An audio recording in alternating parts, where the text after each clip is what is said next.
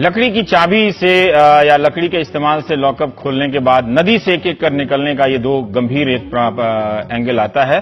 Media के जवाब से मालूम पड़ता है कि वे पत्थर चला रहे थे। पुलिस कहती है कि उनके पास देशी बंदूक थी, मगर एनकाउंटर में जो 3 सिपाही घायल हुए वो शार्प वेपन से घायल हुए। क्या पत्थर भी शार्प वेपन में गिना जाता है? कई लोग मारे गए 8 लोगों को आतंकवादी कह रहे हैं। ज्यादातर मीडिया, हमें पत्रकारिता में यही सिखाया गया है कि साबित होने से पहले तक आरोपी या कथित रूप से लिखना ठीक रहता है, मगर सब आतंकवादी कह रहे हैं, नेता, मंत्री, सारा अखबार, सारा चैनल, ज्यादातर, जबकि किसी को अभी तक सजा नहीं हुई है। अतीत में कई ऐसे मामले हुए हैं जिनमें आतंक के मामले में लोग 10 से लेकर 22 साल, 25 साल तक बंद रहे। उन्हें आतंकवादी ही कहा जाता रहा, मगर उनके खिलाफ कोई सबूत नहीं मिला और वो बाइज्जत सुप्रीम कोर्ट तक से बरी हुए। आतंक के आरोप में तमाम अदालतों से बरी हुए 24 ऐसे लोगों की कहानी संकलित कर जामिया टीचर्स सॉलिडेरिटी एसोसिएशन ने एक किताब प्रकाशित की है। किताब का नाम है फ्रेम्ड, डैम्ड, एक्विटेड। इस किताब में बरी हुए हर केस के पीछे मीडिया की क्लिपिंग भी है, जिसमें आप देख सकते हैं कि गिरफ्तारी के वक्त मीडिया कैसे सबको आतंकवादी कहने लगता है। मीडिया ही नहीं, उनके रिश्तेदार, दोस्त, सब आतंकवादी कहने लगते हैं और दूरी बना लेते हैं। आप हमारे स्क्रीन पर इस वक्त अब आगे देखेंगे 2 तस्वीरें। एक तस्वीर उस नौजवान की है जब वो 20 साल का था 1994 में, और एक तस्वीर 31 मई 2016 की है जब वो 43 साल का होता है। इन 2 तस्वीरों के बीच इस शख्स की जिंदगी के 8150 दिन जेल में गुजरते हैं। 23 साल जेल में गुजरने के बाद एक दिन सुप्रीम कोर्ट से आदेश आता है कि जिन बयानों के आधार पर निसार को आजीवन कारावास की सजा दी गई वो सबूत के तौर पर पर्याप्त नहीं है, बाइज्जत बरी किया जाता है। जेल से बाहर आकर निसार को लगा कि अब वो सिर्फ एक जिंदा लाश की तरह बचा हुआ है। 23 साल तक बगैर किसी गुनाह के जेल में रहने के बाद जब घर आया तो अब्बा इस दुनिया से जा चुके थे। अपनी अम्मी से लिपटा तो रो पड़ा, शायद बहुत ही रोया पड़ा होगा। ये चर्चा और इंटरव्यू आपने प्राइम टाइम में देखा होगा। कई राज्यों की पुलिस ने निसार को भी कई बम धमाकों में आरोपी बनाकर 23 साल तक जेल में रखा, मगर सुप्रीम कोर्ट ने उनके सबूतों को सिर्फ इकबालिया बयान के आधार पर उसे इतने सारे बम धमाकों में आरोपी बनाया जाता रहा। अब आप दर्शक तय करें।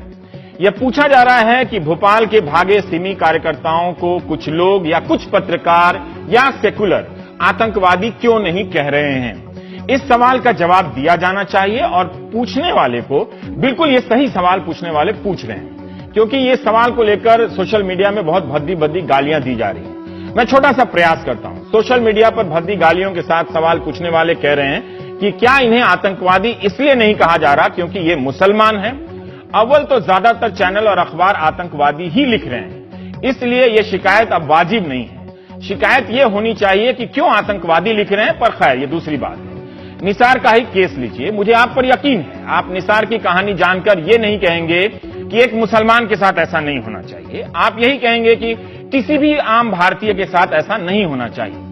तो भोपाल मामले में जिन्हें आरोपी कहा जा रहा है उन्हें आतंकी कहने की जिद क्यों है?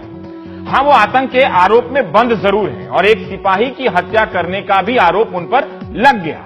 एक केंद्रीय मंत्री ने भी इशारे में धर्म के कारण इनसे सहानुभूति की बात की है। एनकाउंटर ने सबको सताया है, हिंदू को भी सताया है, सिख को भी सताया है। अभी अप्रैल में पीलीभीत में 10 सिखों को 25 साल पहले आतंकवादी बताकर हत्या कर दी गई। अब 47 पुलिसकर्मियों को सजा हुई है उस मामले में। आदिवासियों को भी और न जाने किस किस को एनकाउंटर का सबब सितम सहना पड़ा है। हाल ही में इंडियन एक्सप्रेस में एक खबर छपी थी, लखनऊ से मनीष साहू की यह स्टोरी थी। तस्वीर में आईएएस अधिकारी किंजल आप देख रहे हैं, जो स्टोरी लिखे जाने के वक्त उस वक्त बहराइच की डीएम थी। किंजल के पिता केपी सिंह यूपी पुलिस में डीएसपी थे। जब वो 5 साल की थी किंजल, तब उसके पिता को पुलिस के ही लोगों ने एनकाउंटर कर दिया।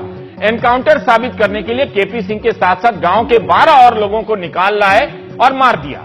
31 साल तक इस बेटी ने यह मुकदमा लड़ा है बचपन से। इस बीच वो आईएएस अफसर बन जाती है, मगर बाप अधिकारियों की संगत में एनकाउंटर में मारा गया, कैसे बर्दाश्त कर सकती थी।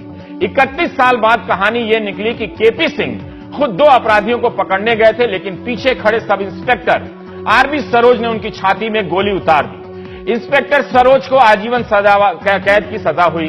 12 पुलिस कैदियों को, अधिकारियों को सजा हुई।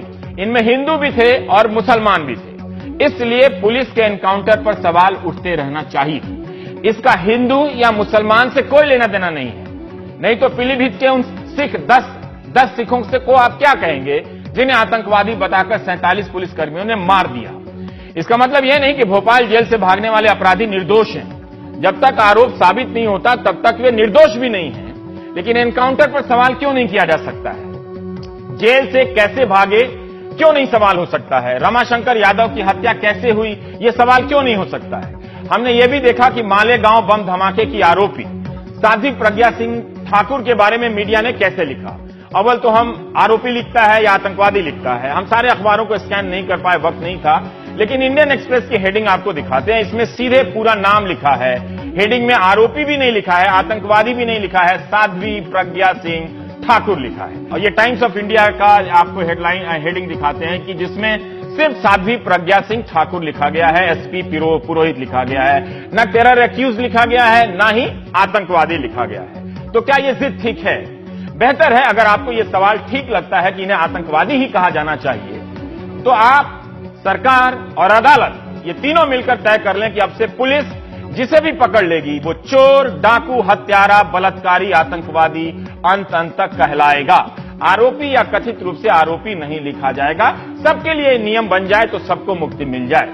मुझे इस वक्त तक, जब तक ये नियम नहीं बनता, आरोपी लिखने में कोई दिक्कत नहीं है।